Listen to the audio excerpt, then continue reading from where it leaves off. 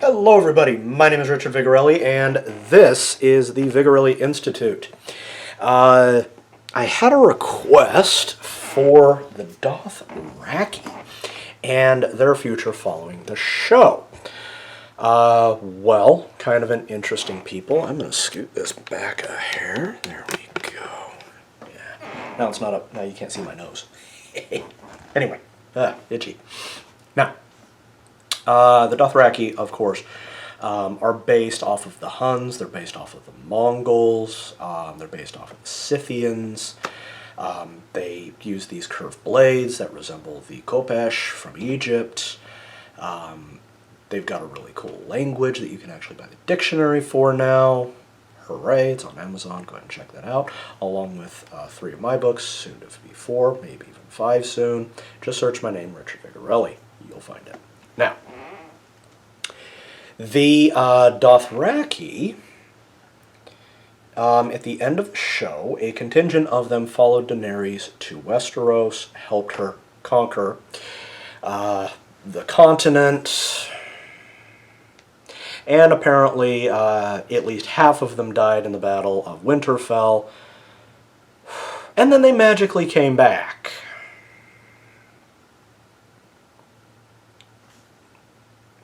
Okay. Now, before we continue, this is just an aside from a fellow writer. Okay. Continuity is not a polite suggestion. Okay? If you only have 10,000 guys and you lose 5,000 of them, you now only have 5,000 to work with. That's all. Okay? If you keep losing people, they don't regenerate. You can't respawn them. You can't just go back to the barracks building thing and click make more. Doesn't work that way in the real world, and it doesn't work that way in a story, so stop it. Okay, moving on. So, Dothraki, after helping Daenerys conquer, take off back for Essos. Now, we are led to believe in the show that Daenerys has all of the Dothraki on the planet with her. Bull. There has to be a tribe, Khalasar somewhere, that didn't fall in line with the Brethren. Okay? So, given that they haven't been impacted, or them plus, that means there's going to be a massive power shift in the Dothraki hordes. Okay? The Khalasars that joined with Daenerys were A, wiped out, B, almost wiped out. So when they get back to Essos, they're not going to have the manpower in order to defend their territory anymore. Okay? But they're nomadic. They don't have territory. No, they have territory. They just move around. Okay? So, I would expect quite a few things to come up. Okay? There's most likely going to be a land war that comes up within the Dothraki society. The remnants of the Khalasars that they will A, merge into one, B, devolve into civil war, and a strong man's going to gain power there. Or D, they'll just splinter off and go do whatever it is they do, and will eventually A, pick each other off, or B, be picked off by the ones that stayed behind and are much larger. Okay? Now, the Dothraki do have a city, Vaes Dothrak, and there's kinda sorta a settlement. Now, the individuals that survive, okay, something interesting is going to be happening here. That survive the culling of when they get back, and have survived the war there and come to actually kind of enjoy the stuff in Westeros. They may create slightly more permanent buildings in Vaes Dothrak. Okay? It may take 1, maybe 2 generations, but I'm expecting to see stone buildings start to crop up there. Okay, or their tents will start to become a little bit more permanent shacks. Okay, a little bit more permanent wood-built buildings. Depending on what's around them, if I remember correctly, Vaes Dothrak is in the middle of a desert, so stone's highly more probable. They could also do wattle and daub. The daub being built out of horse dung. Okay, so place is gonna stink when it rains, but yeah, what do you do? Okay.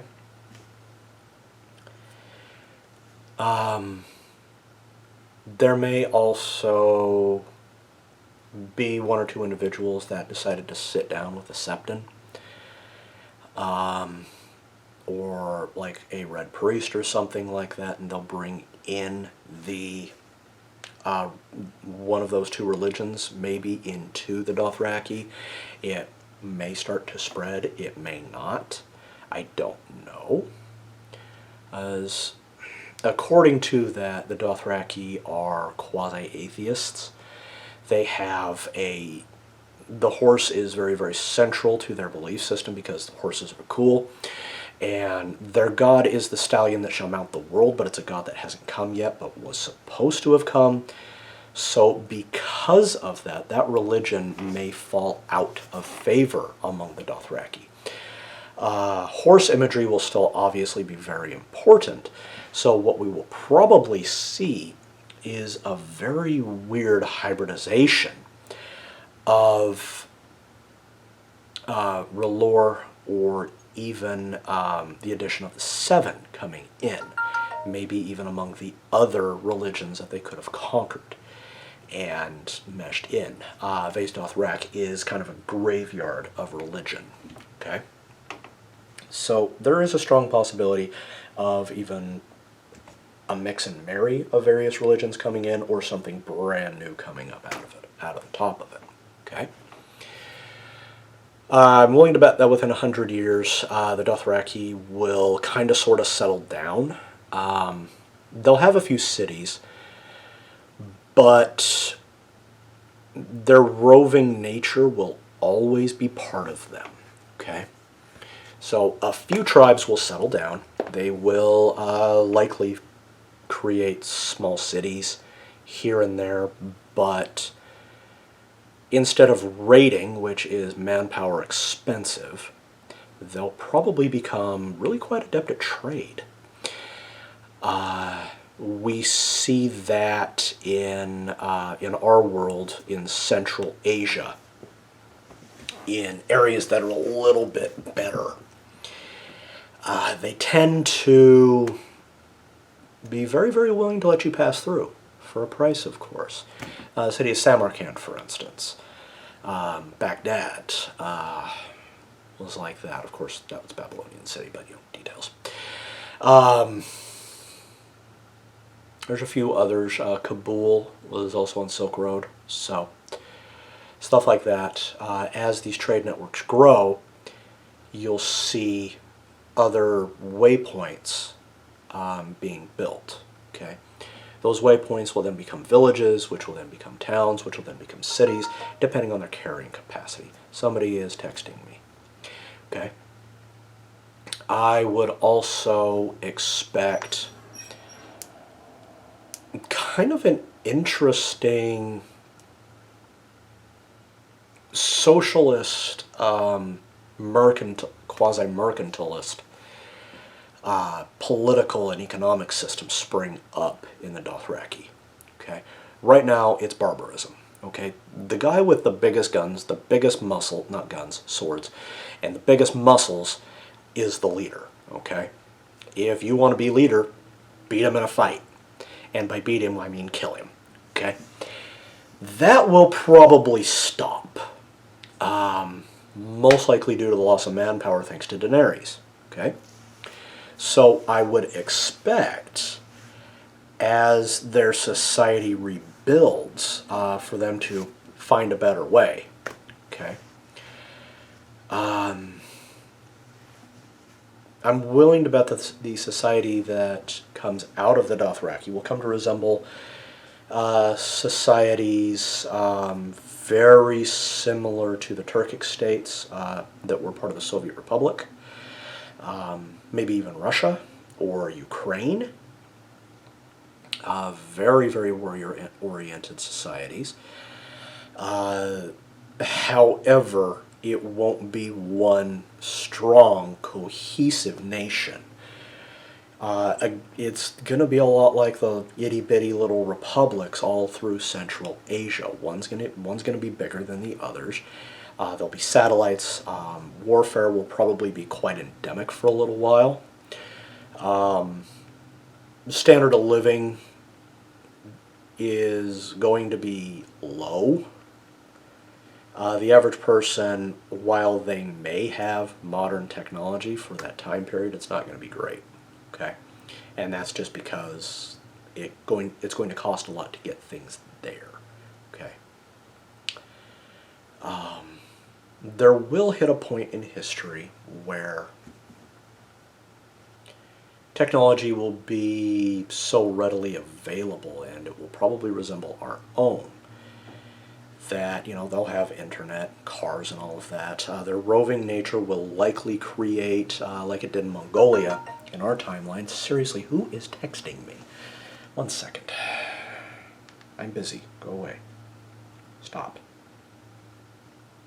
Okay. That motorcycles will replace horses. So roving motorcycle gangs will be commonplace among them. Okay. As will, you know, the occasional warlord. He'll crop up, just trying to bring back, you know, the golden age of the Dothraki, which, yeah. Dothraki will also probably splinter off into multiple separate sub-languages, just like Turkish is today. What we call Turkish is spoken in Turkey, but Turkic languages. You'll see them in Kazakhstan, Turkmenistan, everything there in Central Asia is Turkic. Okay, so similar linguistic base, kind of sort of similar writing styles. You may see a few adopt a different script, say out of Yiting, or out of the Free Cities, and it'll be weird. It'll look like Georgian does in our world, and Armenian. Okay, it'll be very, very oh, hey, I've seen that one before type of thing. Okay, but next to nobody's going to know how to speak it unless you're a native. Okay.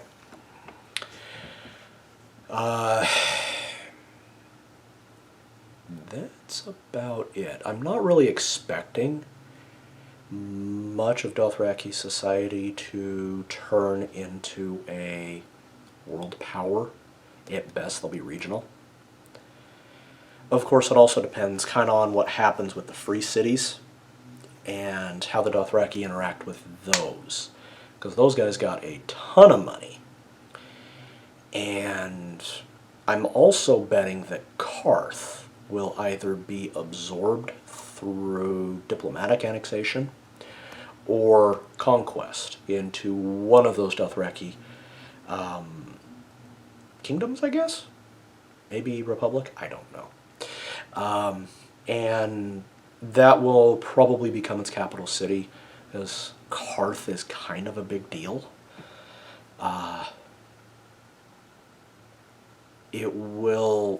That will turn that specific little nation into kind of a major trade hub. Okay, stuff going to Essos, Sothorios, and Westeros will probably be a very big deal. Okay, that's my expectation. So that's kind of all I got to think on that. So if you're new to the channel, hit that big red subscribe button, leave a like, leave a comment. And if you would like me to talk about anything else, please do let me know. I'm always happy to take a request. All right? So take care, guys. Bye-bye.